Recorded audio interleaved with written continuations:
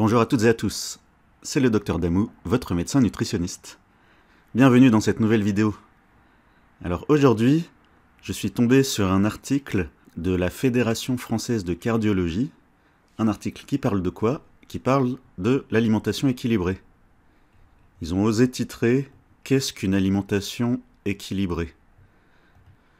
Je sais pas moi, c'est comme si un avocat écrivait un article « Qu'est-ce que la justice ?» C'est comme si un philosophe écrivait « Qu'est-ce que le bonheur ?» Donc vraiment, si on met un titre comme ça, faut vraiment avoir des sacrés bons arguments pour répondre à ça. Alors je vous dis ça parce que j'ai lu l'article ce matin. Ils l'ont publié sur leur page Facebook ce matin. Pourtant c'est un article qui date de 2016, modifié en mai 2021. Mais ils l'ont mis ce matin sur Facebook, donc je l'ai lu. Bah du coup je vais moins m'énerver que si je découvrais ça en même temps que je vous parle. Vous apprendrez plus de choses en écoutant mes commentaires qu'en lisant l'article. Allez, c'est parti. C'est parti, mais avant ça, d'abord, donc, la source, c'est la Fédération française de cardiologie. Un cœur qui va, la vie qui bat. Nous connaître. Notre ADN, notre histoire.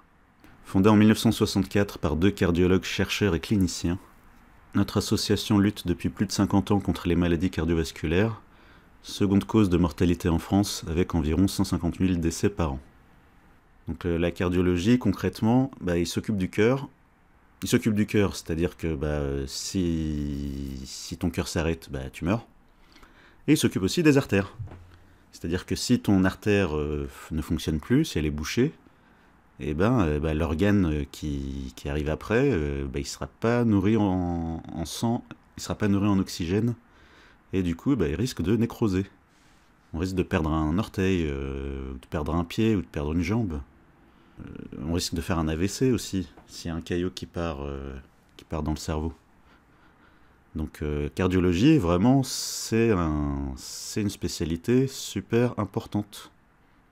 Donc respect aux cardiologues et à leurs équipes, les infirmières, les aides-soignantes. Mais par contre pour la nutrition, pour ce que vous conseillez en nutrition, la Fédération française de cardiologie, là j'ai un petit peu moins de respect, et je vous expliquerai ça dans la vidéo. Alors le fonctionnement de la Fédération française de cardiologie. 16 membres élus parmi les présidents d'associations de cardiologie régionales. 7 membres cardiologues, 7 membres non cardiologues. Allez, c'est parti. On lit l'article, ensemble. Qu'est-ce qu'une alimentation équilibrée? Halte aux clichés. Ah ça commence bien. Vu le nombre de clichés qui vont nous sortir après. Avoir une alimentation équilibrée est bel et bien synonyme de plaisir de la table. On est d'accord. On est d'accord, on peut manger des choses qui sont bonnes pour la santé et qui sont bonnes au goût. Alors, on continue. Il n'est pas ici question de se priver. C'est ce qu'on verra après. Mais bien au contraire, d'avoir des repas variés, en suivant quelques règles simples. S'il fallait résumer l'alimentation équilibrée en 2 points, ça serait la diversité dans l'assiette et la régularité des repas. Ah ça commence bien. Une alimentation équilibrée par un apport calorique adapté. À tous les âges de la vie, notre alimentation doit fournir un apport calorique proportionné à notre dépense d'énergie. Elle doit aussi être suffisamment variée et bien répartie dans la journée pour apporter tous les éléments nécessaires au bon fonctionnement de notre organisme. Non, c'est raté. Non, c'est pas une question d'apport calorique, c'est une question d'apport en macronutriments. Protéines, lipides, glucides. C'est-à-dire qu'en dessous, il donne un tableau avec le nombre de calories par jour. Alors on continue l'article. L'apport calorique doit bien sûr varier en fonction de l'âge. Non. En fonction... Enfin, si c'est un bébé, oui, si c'est un bébé, ça ne sera pas les mêmes apports caloriques qu'un adulte. Mais je veux dire, si tu as 30 ans et que demain c'est ton anniversaire, tu auras 31 ans, ton apport calorique, Il va pas augmenter. Ton apport calorique va pas augmenter à chaque anniversaire. Ou diminuer à chaque anniversaire. En fonction de la corpulence, bah ça dépend. Ça dépend de ce qu'ils appellent corpulence. En fonction de l'état général. Qu'est-ce qu'ils appellent l'état général? Etc. Etc. Mais on met pas etc. dans une phrase aussi qui est censée être précise. Ils sont censés dire en fonction de quoi l'apport calorique doit varier. On finit pas par etc. À titre indicatif. Ah oui, vous voulez mon commentaire. Alors, l'apport calorique. Bah, on finit le tableau. À titre indicatif, voici des valeurs moyennes d'apport calorique recommandées, en fonction de si c'est un homme ou une femme. Bon, je vois pas pourquoi. Je vois pas pourquoi on changerait les apports en fonction de si c'est un homme ou une femme. Activité sédentaire, homme 2100, femme 1800. Après, on se demande pourquoi pourquoi il y a des femmes qui... Après, on se demande pourquoi il y a plus de femmes qui vont se retrouver, en anorexie mentale ou en trouble du comportement alimentaire, type vomissement après des crises de boulimie. Bah, si d'emblée on leur dit « Ah, alors vous êtes une femme, eh ben vous devez manger moins de calories qu'un homme. » Alors que non, il n'y a pas de raison, vraiment. Quand je fais des consultations, je donne pas des quantités d'aliments en fonction de si c'est un homme ou une femme. Donc ça, vraiment, c'est bizarre. Vraiment bizarre. Alors, activité sédentaire, activité physique modérée, un peu plus de calories. Activité physique forte, un peu plus de calories. Bah, vous remarquerez qu'un homme qui a plus d'activité, bah, ses calories, ça augmente de 400, entre 400 et 600 calories de plus, alors que la femme, elle, c'est 200 calories de plus. Donc là aussi, qu'est-ce que ça veut dire? Ça veut rien dire. Activité physique forte. Pour l'homme, ça augmente de 900 calories par rapport au sédentaire. 900 à 1400 calories de plus. Alors que la femme, c'est 600 à 1000 calories de plus. Bon alors là, je vais contacter les associations féministes.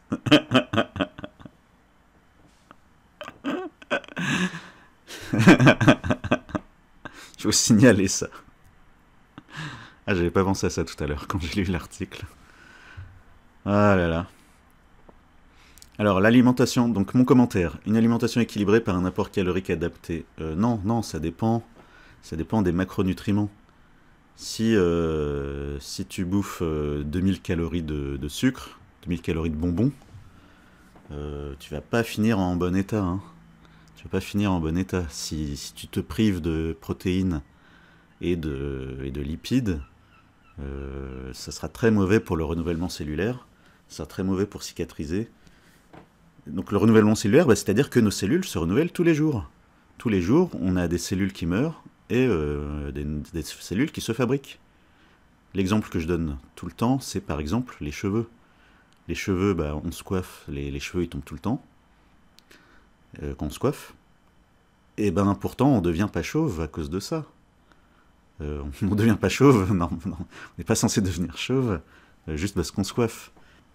Pourquoi? Parce que notre corps refabrique des cheveux. Tout le reste du corps, c'est pareil.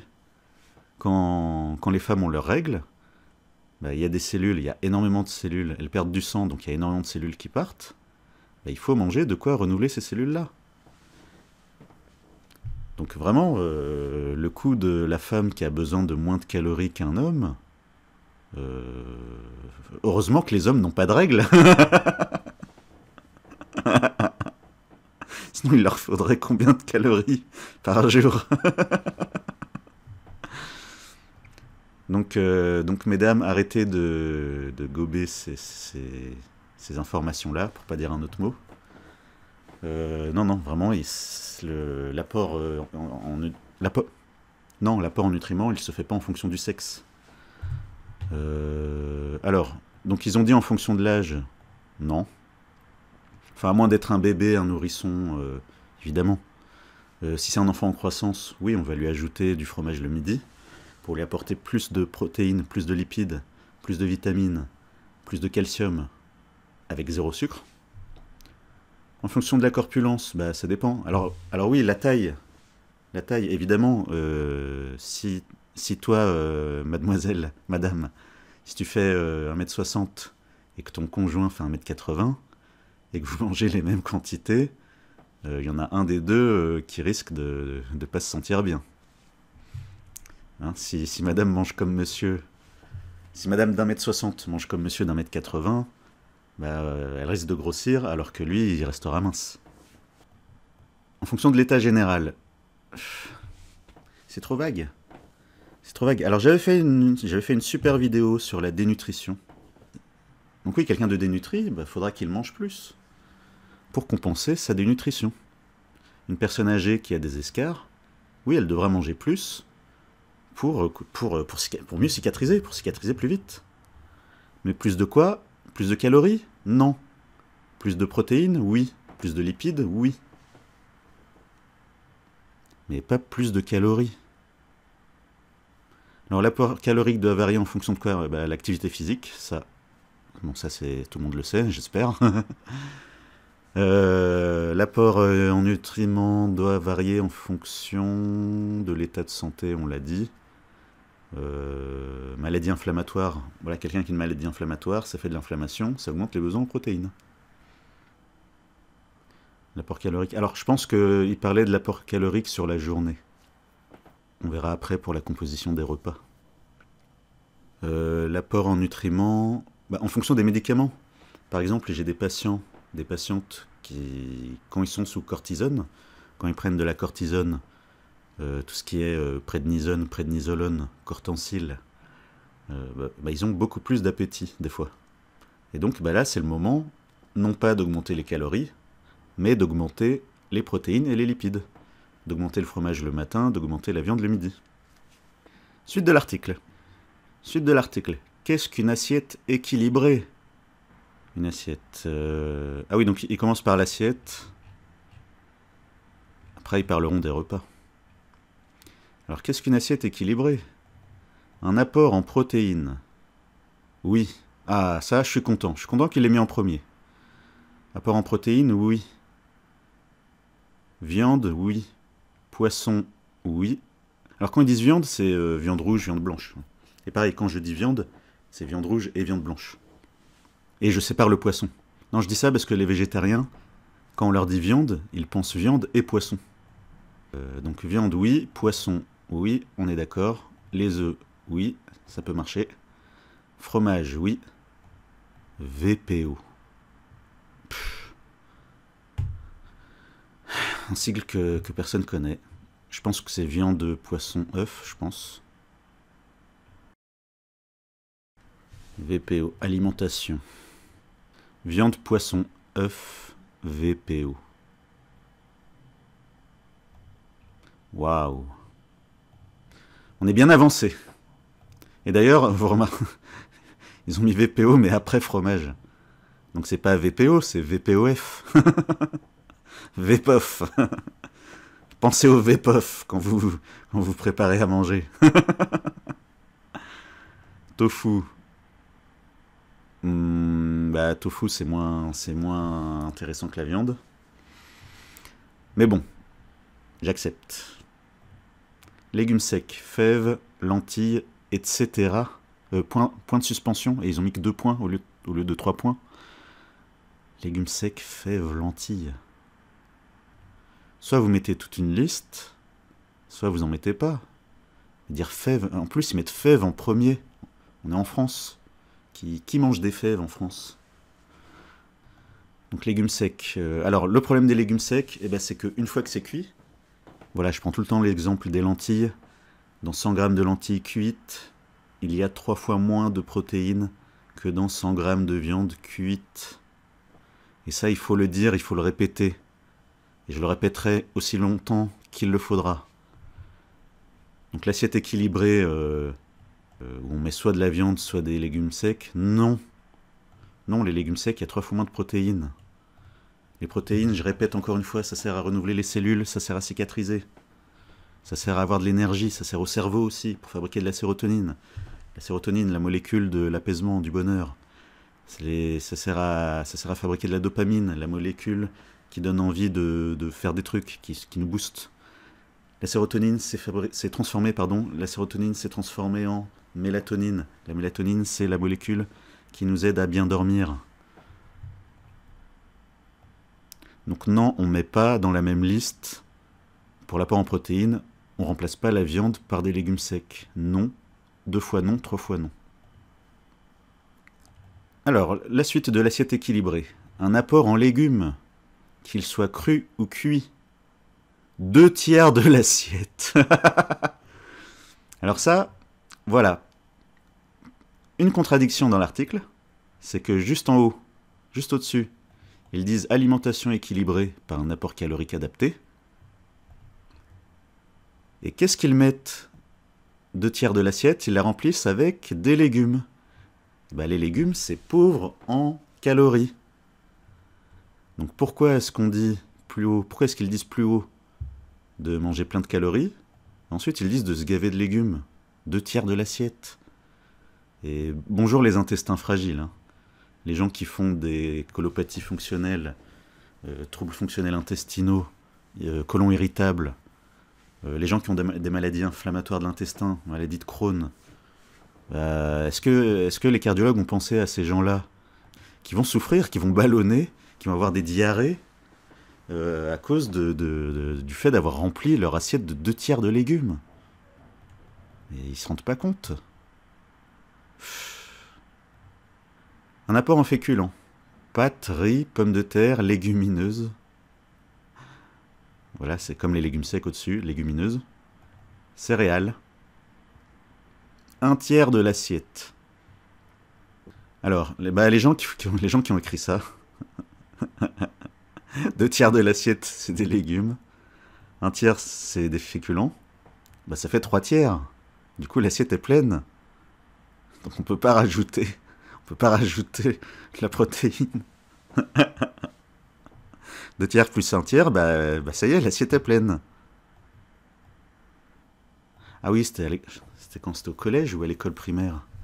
Il y avait un roman de Pagnol avec une histoire de tiers.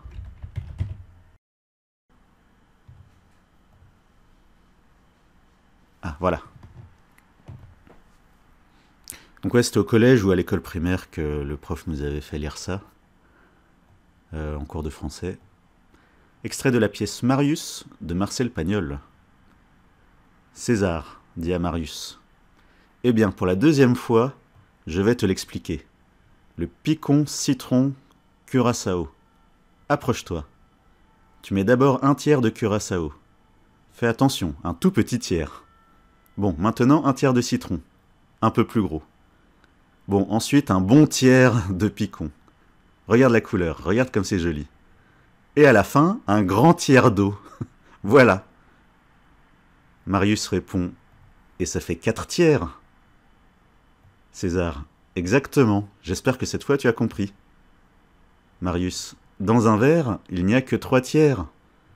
César: mais imbécile, ça dépend de la grosseur des tiers. Et non, ça ne dépend pas. Même dans un arrosoir, on ne peut mettre que 3 tiers. Alors explique-moi comment j'en ai mis 4 dans ce verre. Ça, c'est de l'arithmétique. Et ben l'assiette équilibrée de la Fédération française de cardiologie. Et ben c'est comme l'arrosoir. C'est comme l'arrosoir de César. Tu veux mettre 3 tiers. Et rajouter encore. Ah, elle est bonne celle-là. Et donc leur assiette. Donc ils ont mis un dessin, histoire que on voit bien. Donc légumes, féculents, aliments protidiques, VPO, légumes secs. Ah ouais, mais du coup, faut qu'il nous explique. Si les féculents, c'est des légumineuses, là, et si en légumes secs, si en protéines, on met des légumes secs, du coup, ça va faire plus qu'un tiers. Et oui, bien joué, docteur Damou. Donc ça, désolé, une assiette avec ça, je me dis, avec aussi peu de viande, une assiette avec aussi peu de viande, aussi peu de poisson, je me dis, mais on est où là? Il y a une famine, c'est quoi le problème? Donc, je suis très déçu. Et la sauce? Où est la sauce? Où est la sauce? Donc ça, c'est une bonne assiette pour qui? Pour les gens qui aiment, pour les gens qui ont les intestins fragiles et qui veulent souffrir. Ceux qui ont tendance à ballonner.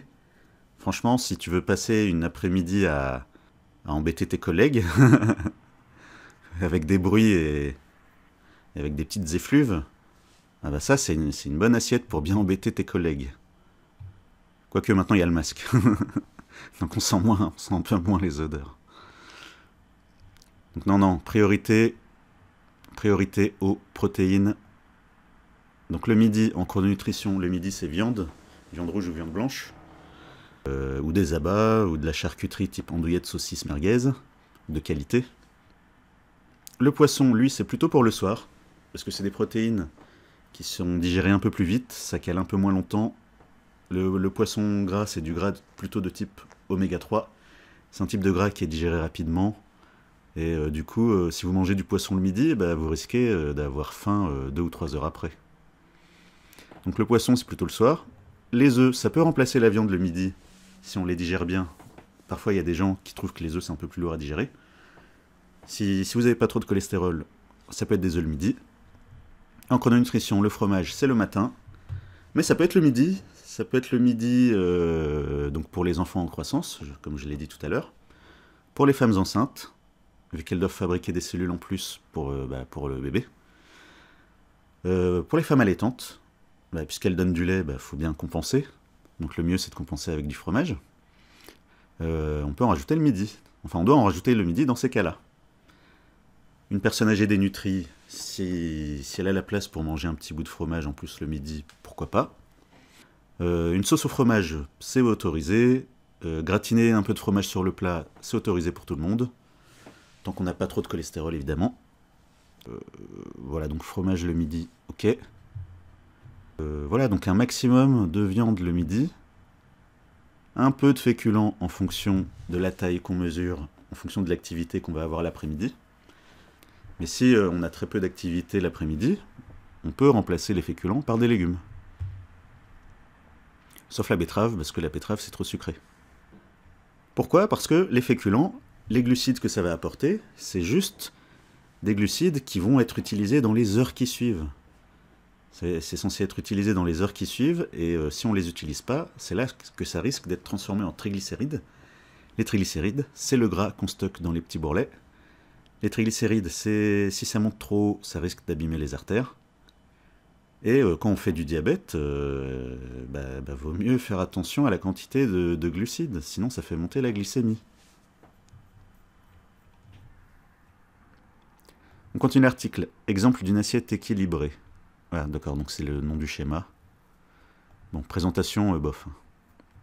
Et quelques exemples de l'apport en calories de quelques aliments, auxquels il faut ajouter, le cas échéant, l'apport en calories de l'assaisonnement. Eh ben, il faut avoir un BTS de diététique pour suivre leurs conseils. Waouh! 100 g de pain, 285 calories, une pomme, 100 g de beurre, qui mange 100 g de beurre? 100 g de camembert, 100 g de thon, 100 g de pommes de terre, 100 g de laitue, 100 g de petits pois, 100 g de concombre, 100 g de melon. Ouais, voilà. Voilà. Vraiment ça, c'est le genre d'article que je veux dénoncer, le genre d'article que je veux combattre. Parce que on peut pas dire aux gens de fonctionner comme ça. Imaginez le parent, le père, la mère, qui a 1, 2, 3 enfants. Comment est-ce que vous voulez qu'ils comptent les calories de leurs enfants? Sérieusement. Donc c'est ça, c'est vraiment c'est ça qu'on veut en nutrition. On veut que tous les soirs, au moment de passer à table, eh ben, toute la famille va calculer les calories. Voilà, ils vont regarder le tableau, ils vont regarder le nombre de calories par jour, et tous les soirs, maman, elle va calculer le nombre de calories qu'elle a déjà mangé, papa ou la deuxième maman, ils vont calculer le nombre de calories de la journée, et chaque enfant, en fonction de ce qu'il a mangé le matin, et en fonction de ce qu'il a mangé à la cantine, eh ben, il va calculer ses calories. Et tout le monde va prendre... Voilà, chacun va prendre le nombre de calories qu'il est censé manger par jour, et il va faire la soustraction. Et en fonction de ça, il va calculer, il va regarder son assiette, et il va calculer le nombre de grammes de pommes de terre, le nombre de grammes de laitue, le nombre de grammes de concombre. Non! Non, non, non! 3 fois non, 5 fois non.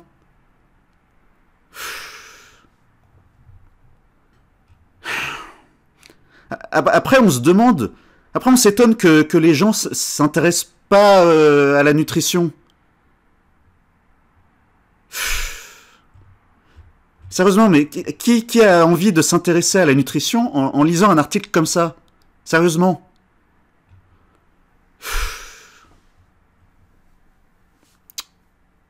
Il y a déjà une étude qui a montré que le calcul des calories, ce n'est pas...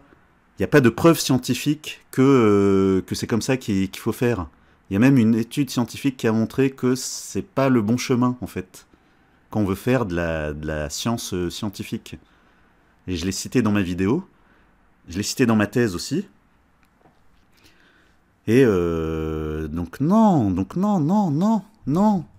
Ça, on n'informe pas les gens comme ça. Non, non, 2 fois non, 3 fois non. Alors l'étude que j'ai citée dans ma thèse. Alors l'étude que j'ai citée dans ma thèse dont je suis très très fier, que j'ai publiée en 2015. J'ai passé 2 ans et demi à travailler dessus et à réfléchir pour vous faire quelque chose aux petits oignons, comme on dit.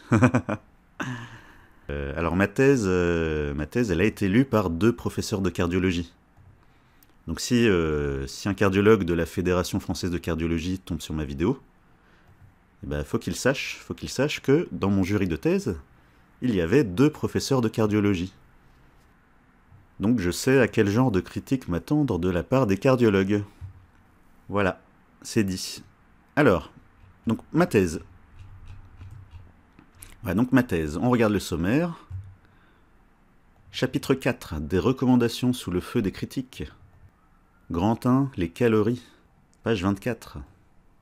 La théorie admise est que l'on prend du poids si on ingère plus de calories que l'on en dépense entre guillemets dans une journée. Et que donc pour perdre du poids, il faut ingérer moins de calories que l'on en dépense sur une journée. Cette théorie, qui semble logique, se heurte pourtant à plusieurs études menées sur l'effet de la répartition des calories ingérées dans une journée.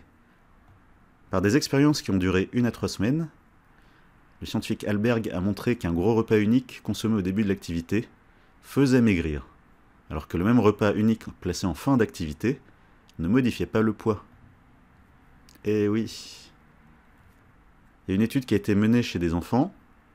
Chez ces enfants et adolescents, ils sont d'autant plus gros que leur petit déjeuner est plus petit, alors qu'ils ont mangé sensiblement le même nombre de calories par jour.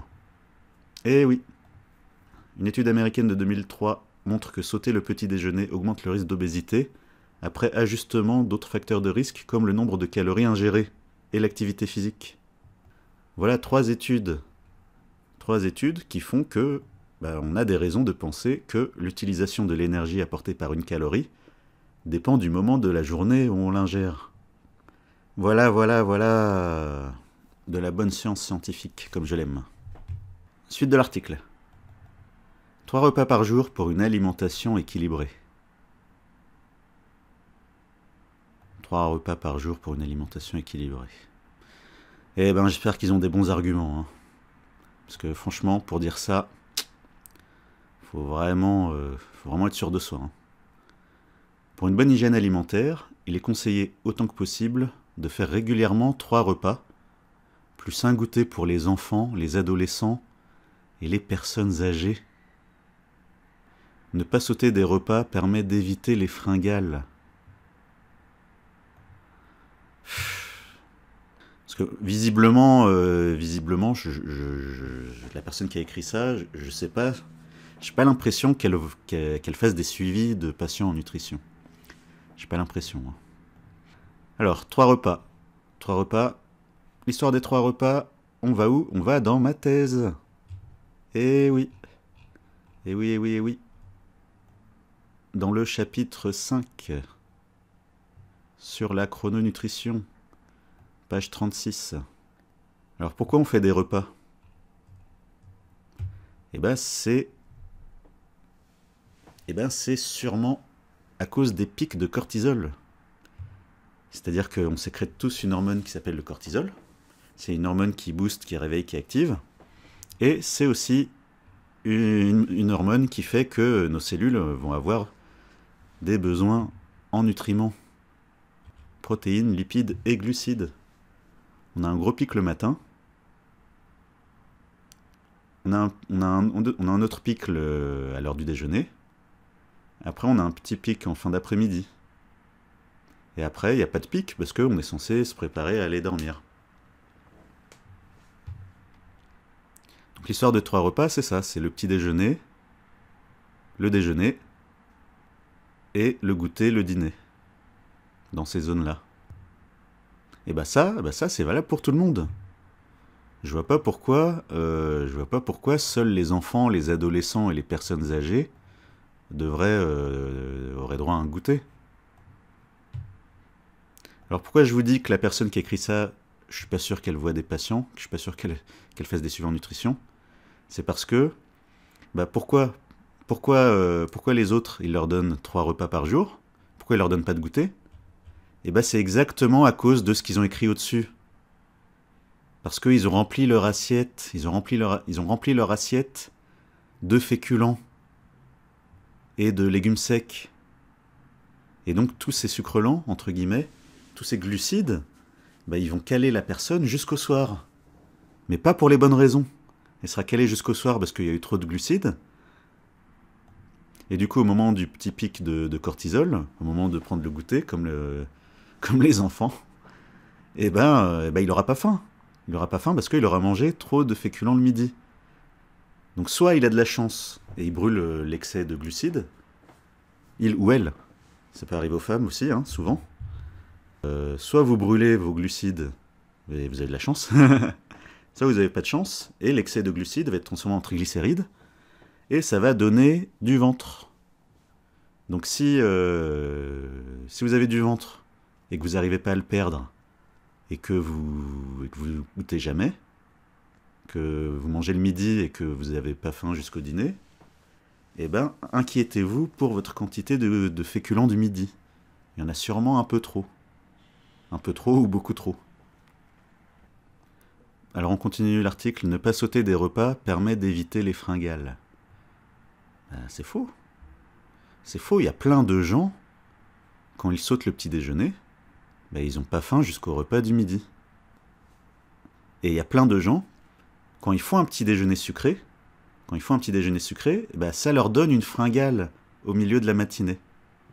Et oui, ça leur donne une envie de manger un truc sucré, ou de boire un jus de fruits, ou un café sucré, vers 10h, 11h. Une fois, il y avait une pub. Ah oui, une fois, il y avait une pub Mikado, qui parlait de la fringale de 11h. C'est à cause du petit déjeuner sucré, et, j'ai dit et, du métabolisme de la personne. Parce que on n'a pas tous exactement le même métabolisme. Malheureusement pour les gens comme moi, on n'a pas tous le même métabolisme. La phrase « ne pas sauter des repas permet d'éviter les fringales », elle est fausse. Il y a plein de gens qui vont faire des randonnées où ils pratiquent le jeûne. Ils n'ont pas de fringales en fait. J'ai fait des vidéos sur le jeûne du Ramadan. Bah voilà, on peut on peut sauter le repas du midi, on peut sauter le petit déjeuner, on peut sauter le repas du midi, et on a à peine une petite fringale de rien du tout à l'heure où on mange d'habitude, et c'est tout, ça passe. Je veux dire, on saute pas sur la bouffe juste parce qu'on a sauté le repas du midi, quoi.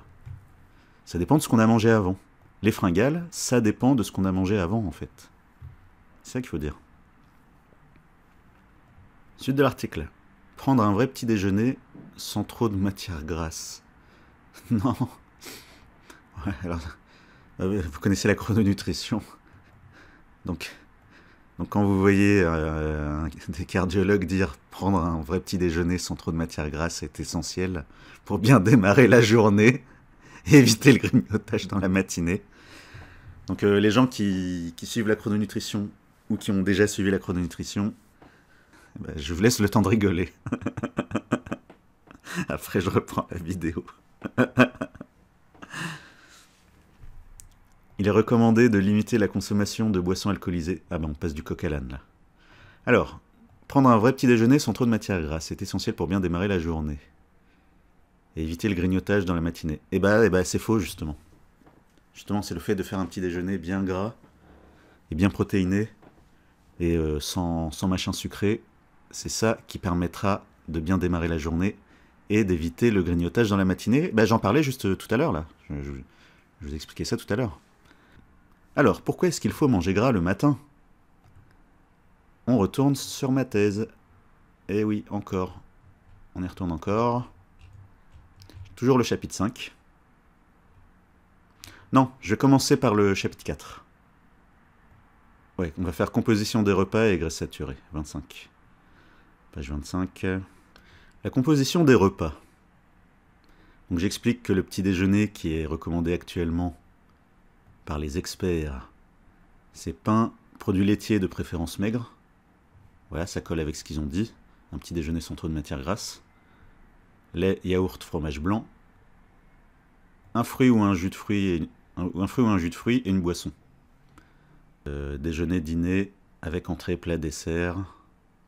Il est conseillé d'alléger le dîner si le déjeuner a été copieux et de prendre un dîner complet si le déjeuner a été pris sur le pouce. Source mangerbouger.fr. Donc pourquoi prendre un vrai petit déjeuner sans trop de matière grasse? C'est ça le problème de la phrase. Vous savez quoi? J'ai trouvé une étude. J'en ai même trouvé plusieurs. Il y a une étude américaine des États-Unis de 2005. Ils ont comparé chez des femmes en surpoids l'effet de 2 petits déjeuners. L'un basé sur des œufs. Donc les œufs, le jaune d'œuf, c'est vachement gras, le jaune d'œuf. Et l'autre basé sur un bagel. Bagel, donc un sandwich quoi. Donc c'est basé sur le pain. Tous deux contenant le même nombre de calories. Chaque type de petit déjeuner a été pris par les sujets à 2 semaines d'intervalle. Donc ils ont eu l'intelligence de tester les 2 petits déjeuners chez les 2 groupes en fait.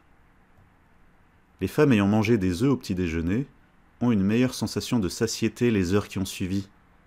Elles ont ingéré moins de calories le reste de la journée, moins de lipides, moins de glucides, moins de protéines, tous de façon significative.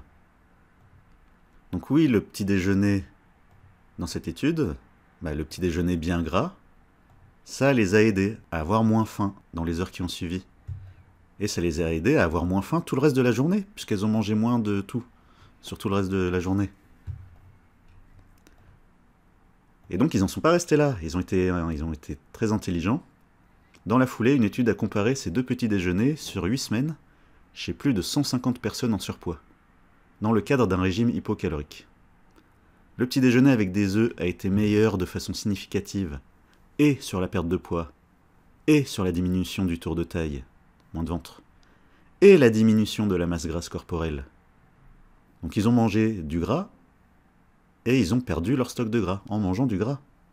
Enfin perdu, ils se sont débarrassés de leur stock de gras en trop, en mangeant plus de gras, le matin. Et il n'y a pas de différence entre les 2 groupes sur les taux de cholestérol LDL, cholestérol HDL et triglycérides. Donc c'est incroyable. Ils ont mangé plus de gras le matin, Et pourtant, leurs taux de cholestérol sont identiques. Ça vous embouche un coin, hein? Je parle aux cardiologues qui tomberont sur ma vidéo. Donc, il semble qu'un gros petit déjeuner riche en lipides et en protéines, donc les œufs, c'est plein de lipides et plein de protéines, permet une meilleure perte de poids et diminue l'appétit du reste de la journée, sans perturbation du bilan lipidique. Eh oui. Alors vous allez me dire, oui, docteur, vous avez trouvé que 2 études. Non, j'en ai trouvé d'autres. J'en ai vu d'autres, mais j'avais déjà fini ma thèse. J'avais déjà fini d'écrire ma thèse, j'avais déjà imprimé, donc j'ai pas pu mettre... Il y avait une étude japonaise de mémoire, qui allait dans le même sens. Et vous allez me dire, il n'y a que 2 études dans ma thèse. Moi j'ai envie de dire que c'est déjà incroyable, c'est déjà magnifique qu'il y ait 2 études qui existent en fait. Parce que ces 2 études-là, elles suffisent à dire que la phrase de la Fédération française de cardiologie, la phrase « prendre un vrai petit déjeuner sans trop de matière grasse est essentiel pour bien démarrer la journée et éviter le grignotage dans la matinée », eh bien cette phrase, elle est fausse. Voilà, les 2 études qui sont là, elles suffisent pour dire que votre phrase... parler au conditionnel en fait. Utiliser le conditionnel. Quand on est scientifique, normalement on sait conjuguer, on connaît les tables de conjugaison. Quand un truc n'est pas 100% vrai, il faut le mettre en conditionnel. Ou alors il faut dire sûrement, peut-être, probablement. Moi j'ai écrit quoi dans ma thèse? J'ai écrit il semble. Il semble, j'ai écrit. Donc dans cette période où des médecins passent à la télé et que certains médecins ont affirmé des choses un peu trop...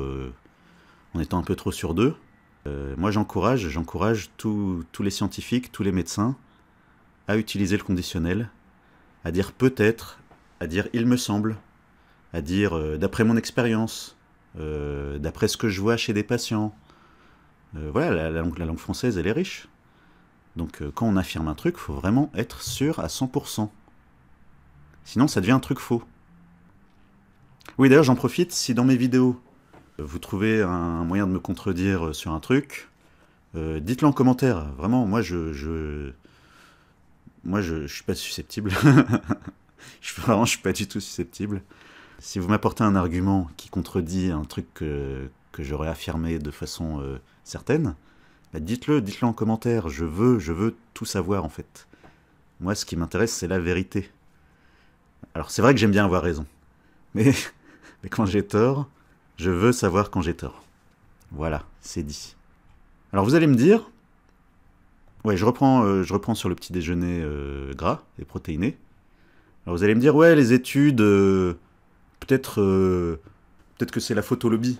Peut-être que peut-être que les chercheurs, ils ont été sponsorisés par le lobby des œufs. Alors, je suis pas allé vérifier, les liens d'intérêt, les conflits d'intérêt.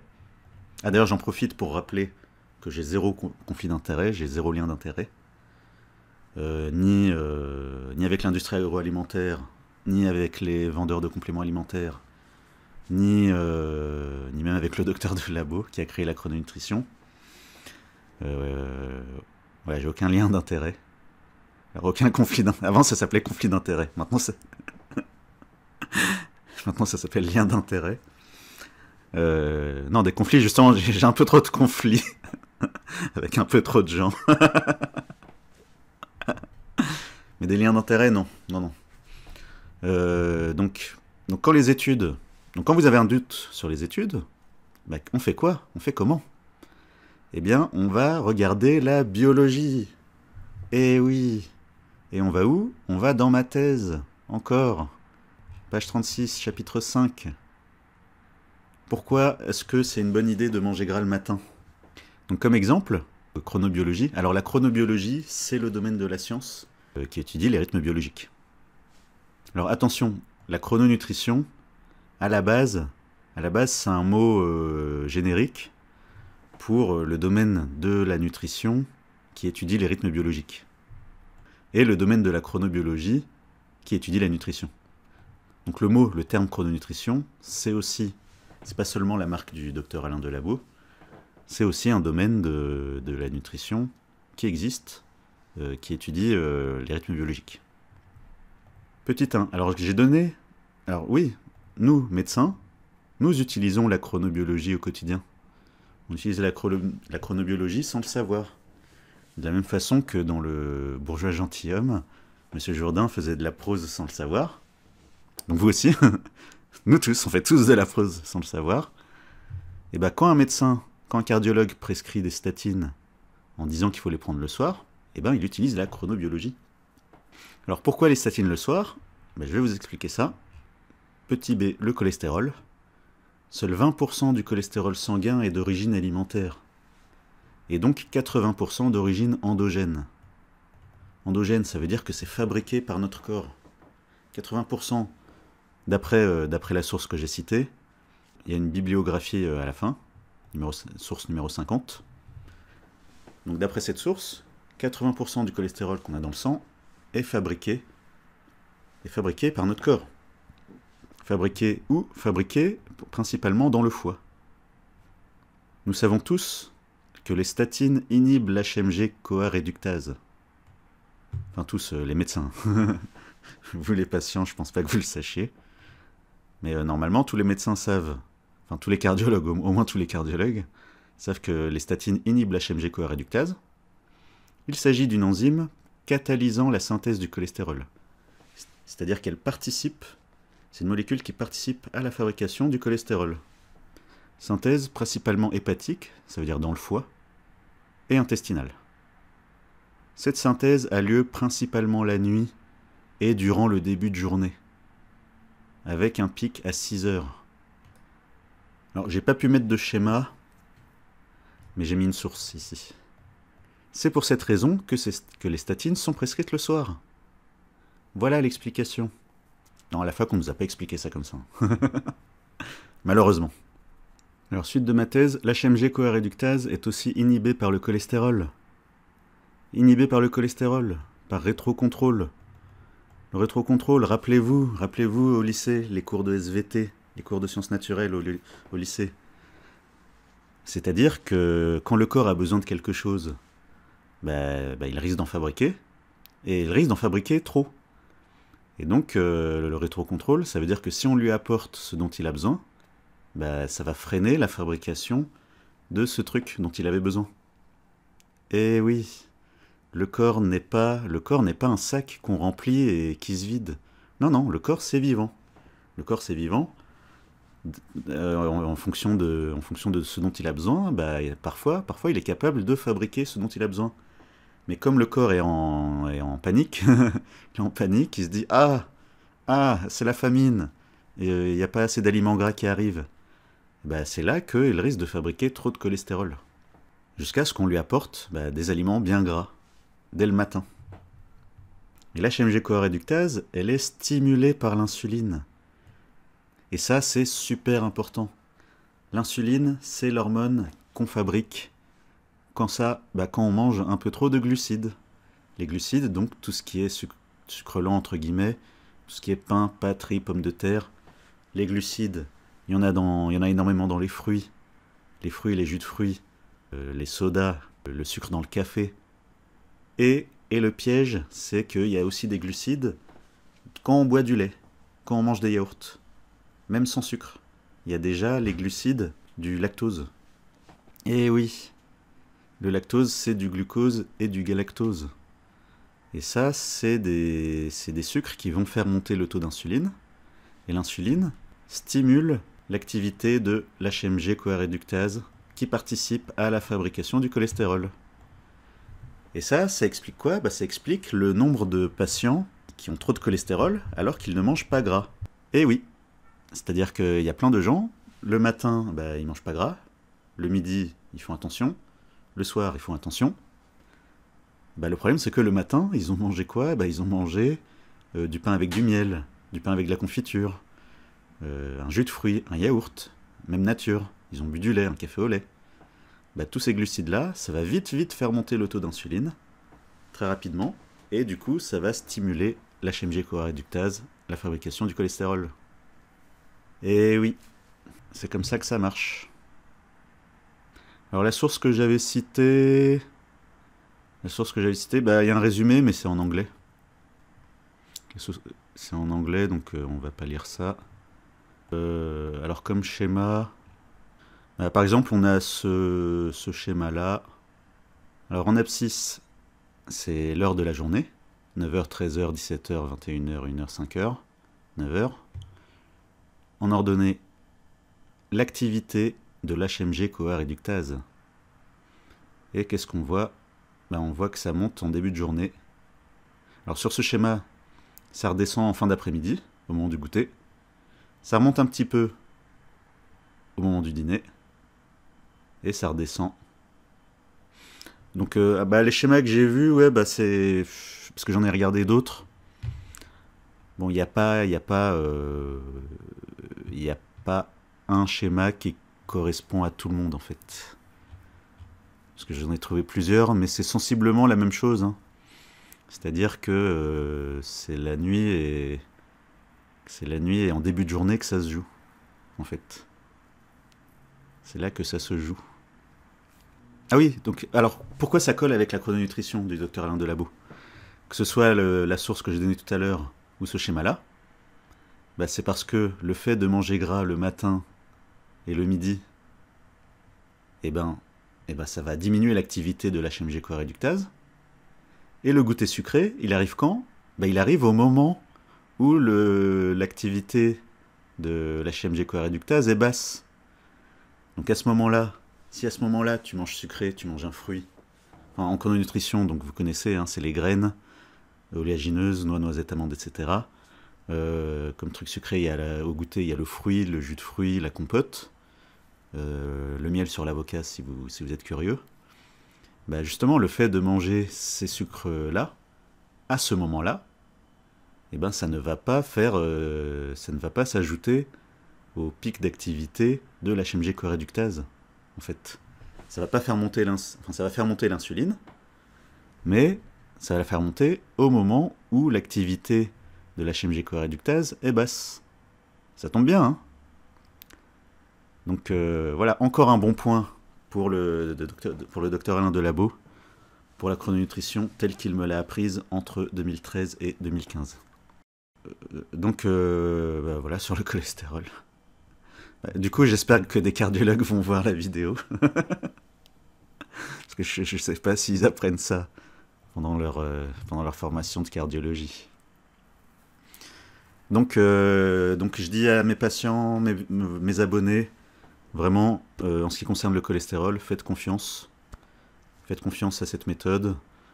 Voilà, là, je vous ai montré et les études, et encore, je vous ai pas tout montré. Hein.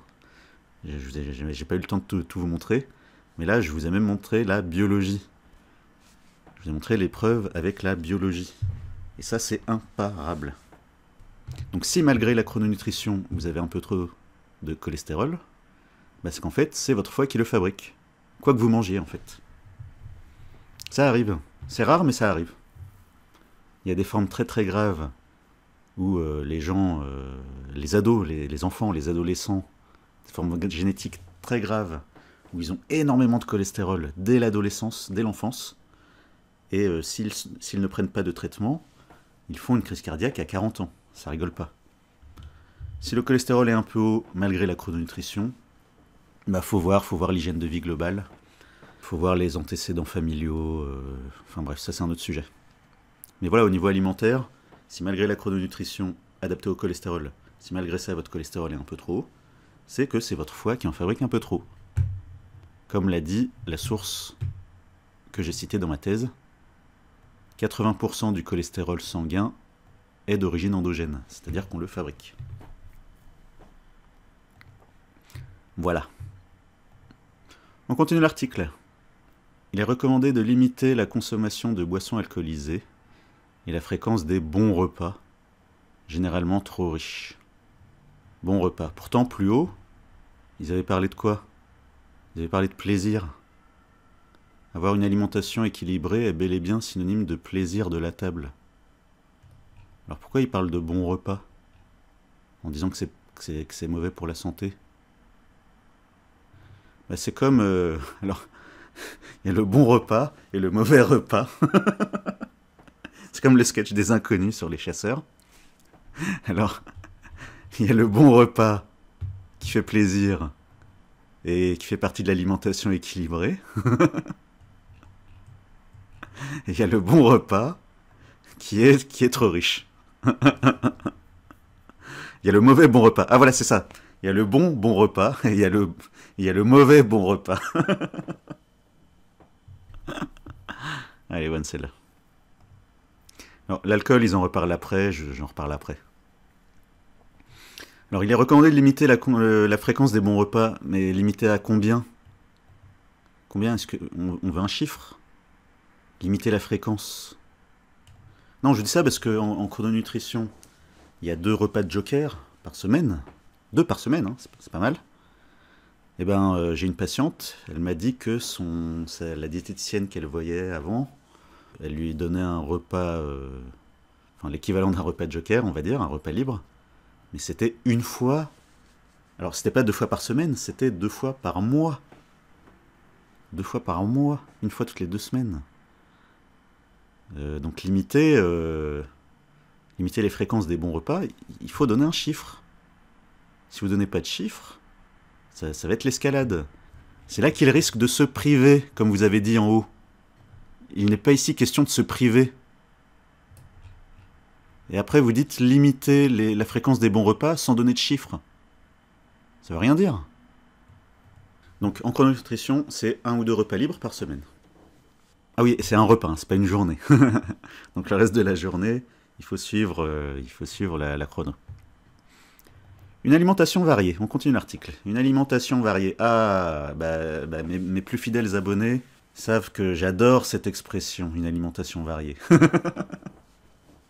Ah oui, ça c'est de la bonne science scientifique, ça. Comme on l'aime. J'allais dire comme j'aime, mais je veux pas leur faire de pub, sans le vouloir. Ouais, de la bonne science comme on l'aime. Les aliments se répartissent en 5 grandes catégories. Viande, poisson, œufs. Ah d'accord, ah oui c'est vrai, ça me revient. Ils mettent un point-virgule entre chaque catégorie. Ouais, c'est vachement lisible. Hein. Ah, c'est très clair. Donc, première catégorie, viande, poisson, œufs. Deuxième catégorie, produits laitiers. Troisième catégorie, produits céréaliers et féculents. Quatrième catégorie, légumes. Cinquième catégorie, fruits. Donc ça, c'est un bon point. Quand j'ai lu ça ce matin, j'étais content. Je me suis dit, ah, enfin un article qui distingue les légumes et les fruits. Parce que les fruits, c'est plein de sucre, c'est plein de glucides. Donc ça risque, je le répète encore, l'excès de glucides risque d'être transformé en triglycérides et ça risque d'être stocké dans les petits bourrelets. L'excès de glucides, ça risque aussi de faire monter les glycémies, de faire un diabète, d'aggraver un diabète. Donc 5 catégories, ok, mais où est-ce qu'ils veulent en venir? Une alimentation diversifiée. Non, mais déjà, cette phrase, déjà, elle est fausse. Enfin, il y a d'autres aliments que ça. Les fruits de mer, ils sont où les fruits de mer? Et les graines oléagineuses, est-ce qu'ils mettent ça dans les produits céréaliers? Dans les fruits? Enfin, les gens appellent ça fruits secs, mais non, c'est des graines, hein, c'est pas des fruits. Le fruit, en botanique, c'est le résultat d'une fleur. Alors que la graine, du coup, le fruit contient une graine ou plusieurs graines qui serviront à faire pousser d'autres plantes. Donc là, 5 catégories. Donc, fruits de mer, on ne sait pas. Graines oléagineuses, on ne sait pas. Le cacao, tout ce qui est herbe, tout ce qui sert à assaisonner, les condiments, les herbes. Donc quand ils disent les aliments se répartissent en 5 grandes catégories, ou alors il y a des petites catégories. Mystère. Alors, une alimentation diversifiée doit comporter chaque jour au moins un aliment de chaque catégorie, en respectant quelques règles simples. Donc chaque jour, au moins une viande, un poisson, un œuf, au moins un produit laitier, au moins un produit céréalier et féculent, au moins une portion de légumes, au moins une portion de fruits.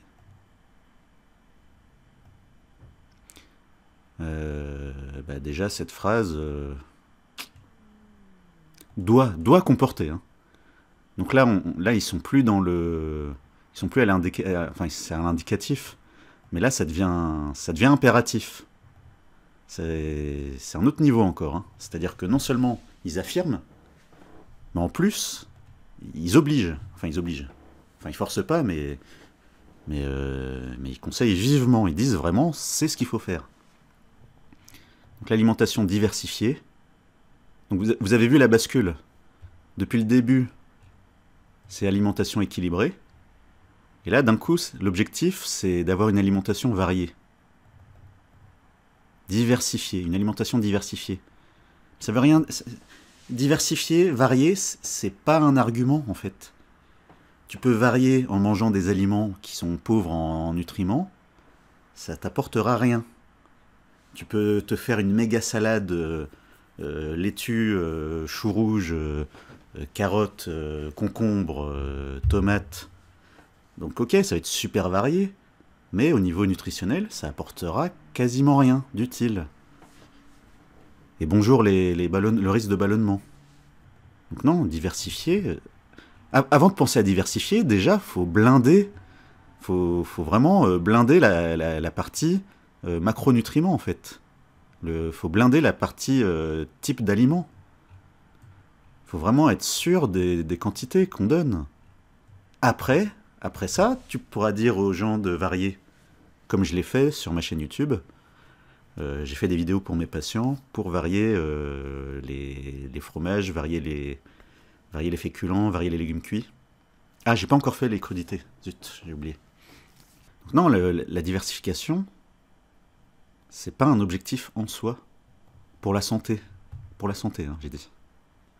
Donc l'alimentation diversifiée, si l'objectif c'est de diversifier, ok. Mais si l'objectif c'est la santé, j'affirme devant tout le monde, devant vous tous, que pour la santé, on n'est pas obligé de manger un fruit par jour. Voilà. Si tu oublies de manger un fruit une fois, ça changera rien à ta santé. Parce que ce qui est utile dans les fruits, c'est déjà apporté par les autres aliments de la journée. Les légumes, ça apporte de la vitamine C. Et même pour la vitamine C, avant de faire une carence en vitamine C, avant de faire un scorbut, avant d'avoir les gencives qui saignent quand on se brosse les dents, il faut passer plusieurs semaines avec 0 fruits et 0 légumes. Et il y a plein de gens, quand ils mangent des fruits et des légumes, il y a plein de gens, quand ils en mangent beaucoup, quand ils mangent beaucoup de fruits et beaucoup de légumes, ça les constipe. Donc les gens qui ont peur de manger moins de fruits et de légumes en se disant « Ah, ça risque de me constiper », non, chez mes patients, c'est pas plus fréquent que... Je pense pas que la constipation soit plus fréquente chez mes patients que chez les patients des autres nutritionnistes. Voilà. Donc ça, je ne valide pas ce passage-là. Donc si l'objectif c'est de diversifier, à ce moment-là, tout est permis. Hein. On peut écrire tout ce qu'on veut après. Hein. Par contre, si l'objectif c'est la santé, là on va regarder. Premier point. Consommer au moins 5 portions de fruits et légumes par jour. Ils ont commencé par ça. Ils l'ont souligné. Ou alors c'est un lien. Ah, c'est un lien vers un autre de leur article. Pourquoi faut-il manger 5 fruits et légumes par jour? Oh la vache. Alors, les contradictions. J'en vois deux. C'est qu'au début, ils disent que la priorité, c'est l'apport calorique adapté. Or, les fruits et légumes, ça apporte peu de calories. C'est marqué là. Pour 100 grammes de concombre, 12 calories.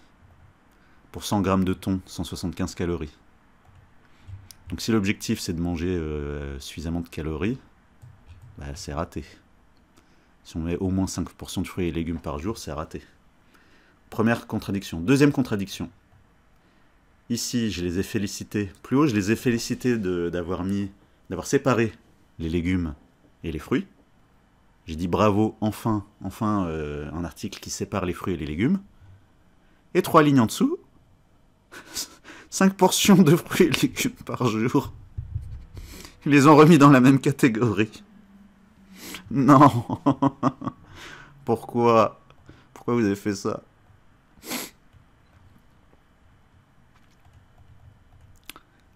Donc 5 fruits et légumes par jour, et je rappelle que ce que j'ai dit tout à l'heure, les fruits c'est plein de glucides, l'excès de glucides ça risque de faire monter l'insuline, l'insuline risque d'augmenter la fabrication du cholestérol.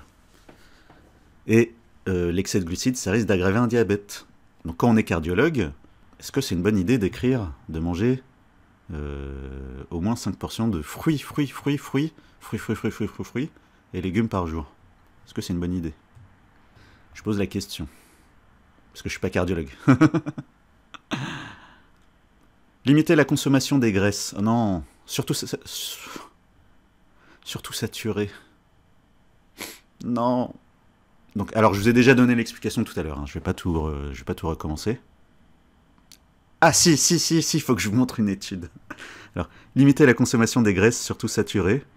Alors, graisses saturées, viennoiserie, pâtisserie, charcuterie, beurre, sauce, fromage. Non, pas le fromage.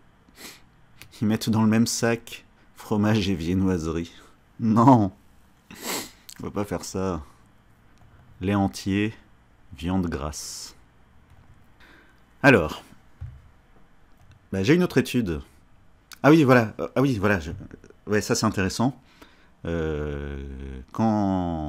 je montre une étude, quand un médecin montre une étude, les autres médecins, quand ils sont pas contents, s'ils sont pas d'accord, ils vont dire « Ah c'est juste une étude, ça veut rien dire. » Alors tu montres une deuxième étude, et ils vont dire « Ah non, c'est juste 2 études. » Eh ben, page 26.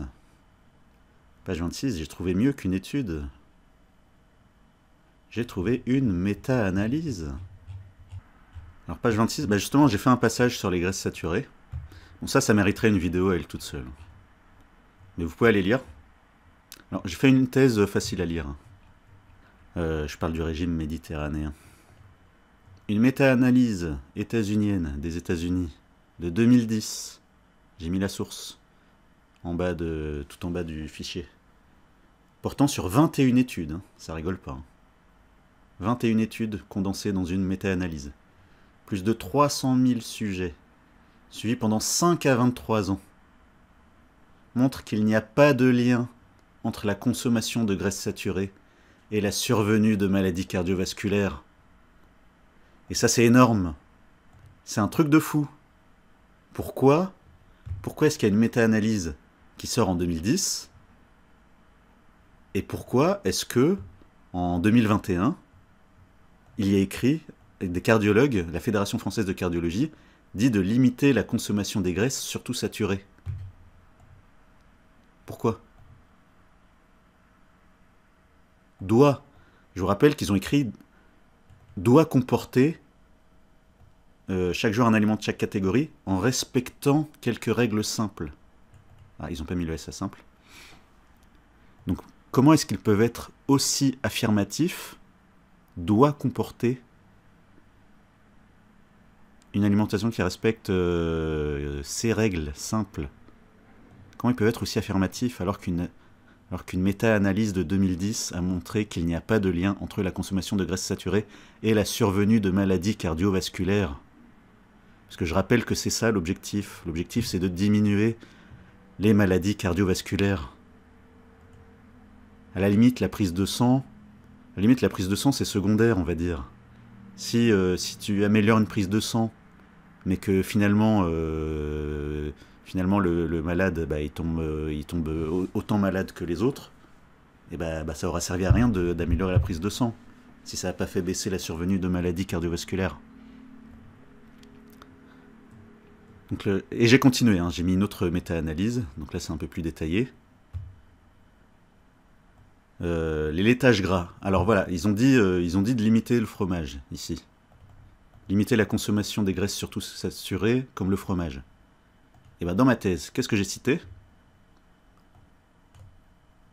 Donc page 28 cette fois.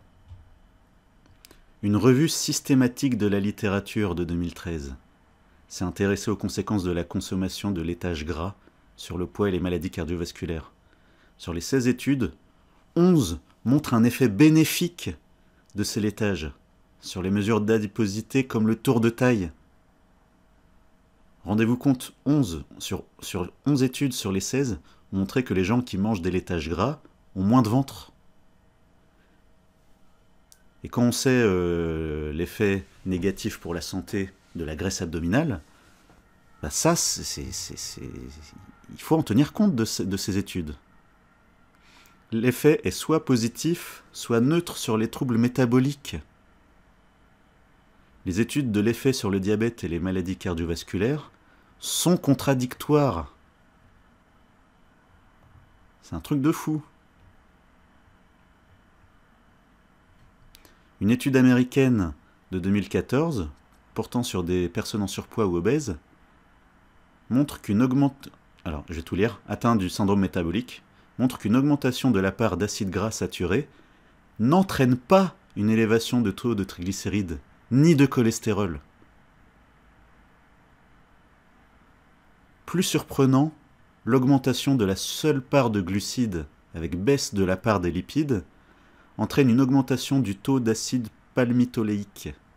Des études ont montré qu'une augmentation du taux de cet acide gras monoinsaturé est liée à un risque d'obésité, mais aussi d'hypertriglycéridémie, de diabète de type 2, de syndrome métabolique, d'infarctus du myocarde, de cancer de prostate. Waouh! Bah, cette étude, elle a montré exactement le contraire de beaucoup de choses. Oui, il faut que je fasse attention à ce que je dis.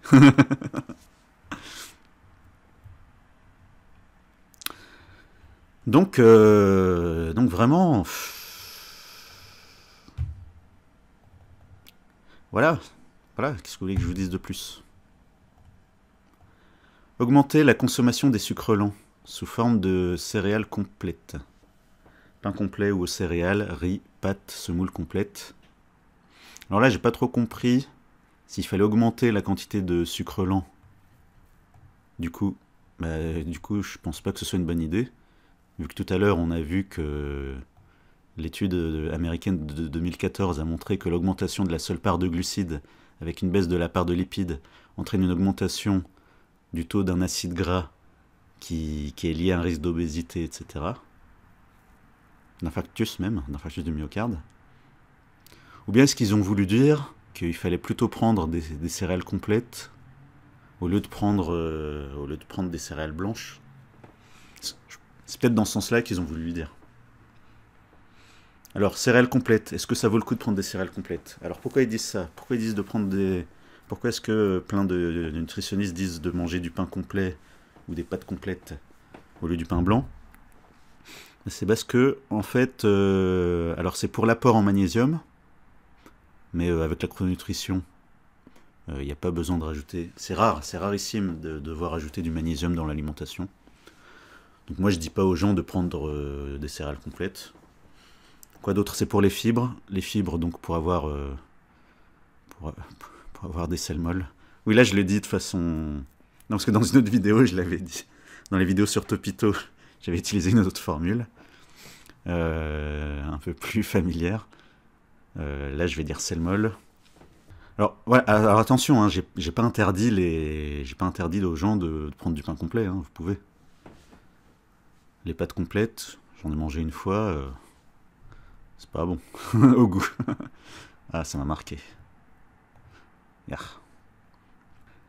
Ensuite, consommer viande, poisson et autres produits de la mer ou œufs 1 à 2 fois par jour, en favorisant les viandes maigres et la consommation de poissons. 1 à 2 fois par jour, ouais, du coup en chrononutrition c'est ça, c'est 1 ou 2 fois par jour. Mais en bonne quantité. Hein. C'est pas les quantités servies à la cantine scolaire. En favorisant les viandes maigres, non, il n'y a pas de raison.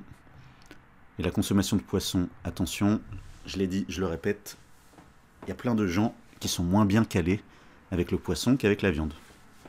Viande blanche ou viande rouge. Donc tout à l'heure, ça parlait de satiété. Pour la satiété, pour éviter les grignotages, le midi, il vaut mieux insister sur la viande plutôt que de manger du poisson. Ensuite, limiter la consommation de pâtisseries, sucreries et boissons sucrées. Voilà, ça c'est un bon conseil. Limite, je l'aurais mis en premier, ça. Donc limiter la consommation de pâtisseries, sucreries et boissons sucrées, oui.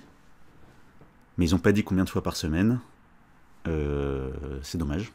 Donc en chrononutrition, les pâtisseries, sucreries et boissons sucrées, c'est au repas joker. 1 ou 2 repas par semaine. Limiter la consommation de boissons alcoolisées à 2 verres de vin de 10 centilitres par jour pour les femmes et 3 verres pour les hommes. Faut qu'ils se mettent à jour, hein, parce que les dernières recommandations, c'était, pour la consommation d'alcool, c'était... Enfin, une des recommandations, une des dernières recommandations, c'était pas tous les jours. Or là, la Fédération française de cardiologie n'est pas contre le fait de boire de l'alcool tous les jours. C'est pas les dernières recommandations que j'ai entendues dans les médias.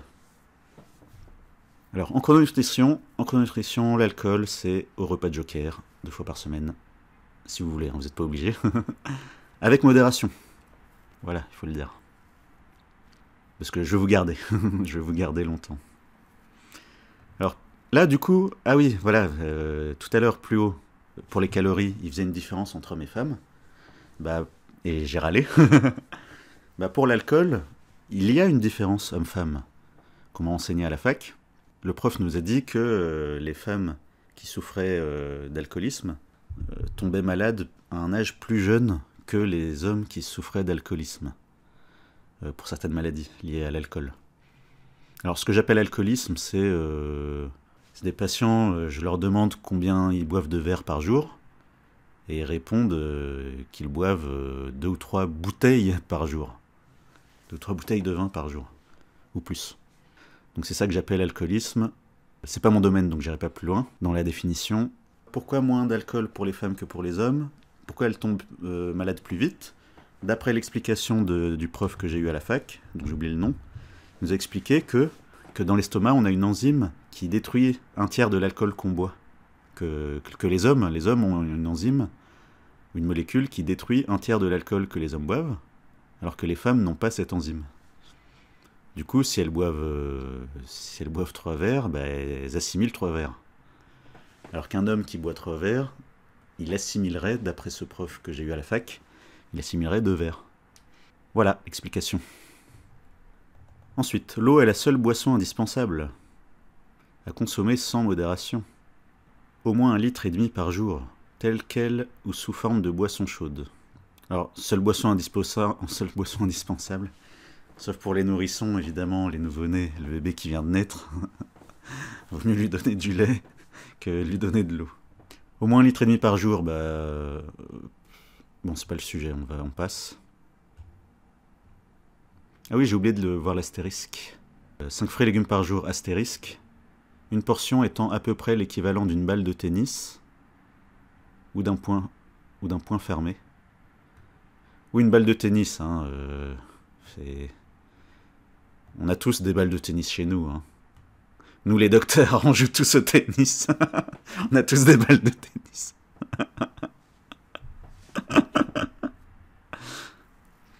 Ou d'un point fermé. Bon, ça c'est sympa pour Philippe Croison. On peut ainsi manger 2 abricots, mais une seule pomme, moyenne, pour une portion de fruits.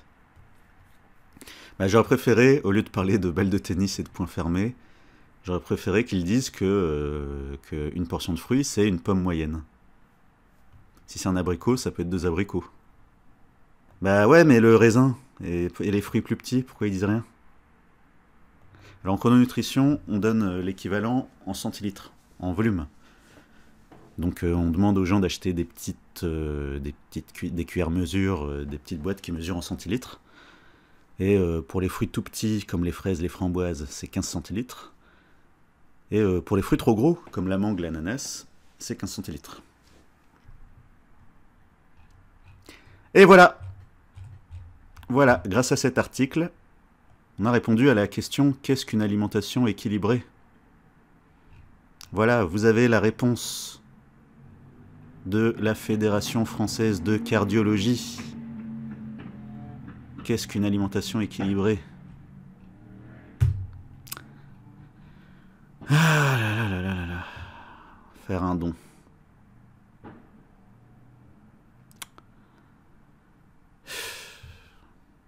Donc voilà pour aujourd'hui, j'espère que vous avez appris plein de choses. Voilà, je suis très content de vous enseigner plein de choses que vous n'entendrez pas ailleurs. Et surtout, je montre les preuves. Et oui, et je montre, et je parle de biologie. Et je parle d'études récentes, de 2010-2014. Voilà. Voilà, donc là, vous avez tout pour... vous avez tout pour savoir quoi répondre si quelqu'un vous dit que le fromage va faire monter votre cholestérol et que le fromage va vous donner des crises cardiaques, donc les viandes grasses vont vous donner des crises cardiaques. Voilà, si des véganes vous disent que les viandes grasses vont vous donner des crises cardiaques, ben maintenant vous pouvez leur dire que non, non, c'est faux. Il y a des preuves. Il y a des preuves que manger gras, tel qu'on le dit dans la chrononutrition, tel qu'on me l'a enseigné entre 2013 et 2015, manger gras, soit c'est mieux pour le cholestérol, soit ça change rien. Et que, je le répète une dernière fois, une méta-analyse a montré qu'il n'y a pas de lien entre la consommation de graisses saturées et la survenue de maladies cardiovasculaires. Voilà, ça c'est un argument très très fort en science. Bah du coup, comme vous êtes encore là, non, je ferai une autre vidéo là-dessus. Je ferai une autre vidéo là-dessus sur la qualité des études scientifiques. Il faudrait que je vous fasse une vidéo là-dessus. Alors si vous êtes resté jusqu'au bout, pensez à vous abonner, pensez à mettre un like, ça fait toujours plaisir. Vous pouvez commenter. Vous pouvez toujours commenter, hein, en positif ou en négatif. Vraiment, si vous avez quelque chose, si quelqu'un a un argument contre tout ce que je viens de dire, bah, venez commenter, vraiment. Vraiment, aidez-moi à tout savoir. Aidez-moi à tout savoir sur la nutrition. Enfin, savoir tout ce qui est utile. Savoir tout ce qui est utile. Passez une bonne fin de journée et à bientôt pour la prochaine vidéo.